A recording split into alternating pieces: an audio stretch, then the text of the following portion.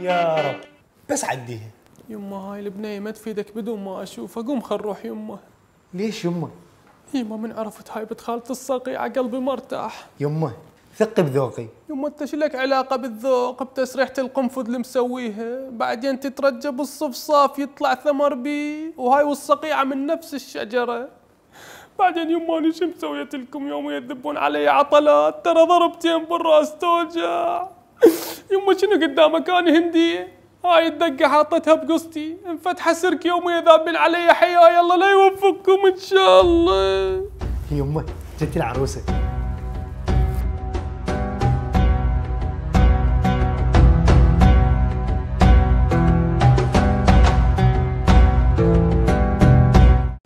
مرحبا خالة. سوري؟ مرحبا خالة. باع يمه مو قلت ليش تختلف؟ باع التقوى، باع الإيمان، والله حتى جسمي كزبر. يما لا تصير غشيم، خليك ابو مصلحة، مو كل شي يمشي عليك. البنية اكثر يوم تكذب بي من يجون اهل العريس، هسه نشيك ونشوف. خالة؟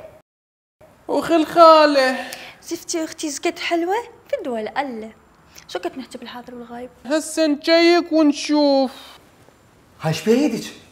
لا بسيطة، قعدت الصبح حطيت الجدر على النار وصعدت فوق تا اخبز واحترقت ايدي بالتنور. يمه هاي النوعية ماكو منها بالسوق، تطبخ وتخبز تمسح وتوصيل الملابس من الحبل الى الكنتور مجانا. يما هذا اعلان مو خطوبة.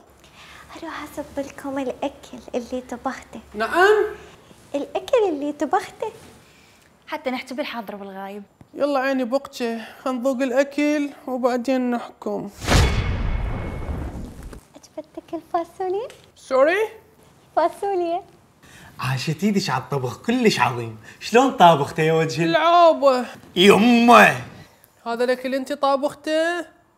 متأكدة؟ just 1 minute. هاي ايش دا تسوين يمه؟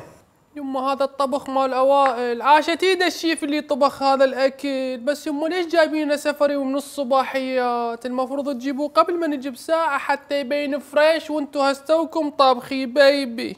سنو؟ اصلا اختي تقعد من 6 الصبح تسلي تسلي وتخبز وتكنس وتمسح، ب 12 كل شيء جاهز. اي وبعدين تقعد من النوم تفز تلقاه حلم وترجع تكمل نومتها. يما هذا حكيك بس بالاحلام. المهم هسه نحكي بالحاضر والغايب. دمشي بوكتشي. يمه احب احكي لكم عن نفسي، انا انسان كلش مكافح. مال حشرات. يما انت يا مكافح، وانت عندك الاسبوع 3 ايام لين تطبخ كل يومين تنام بيهن سوا. يمه فاني اعتمدت على نفسي من اني وصغير، كونت نفسي بنفسي. ايه جنب بيتك، والنيكوتين اللي بصدرك كله من جيبي. في منتصف الجبهة. هاي شنو؟ وانا اشوف ولاية الطيخ. خالة احنا مشترين رجال، خلينا نحكي بالحاضر والغايب ونقرا الفاتحة. على روحك يا البقجة. سينو؟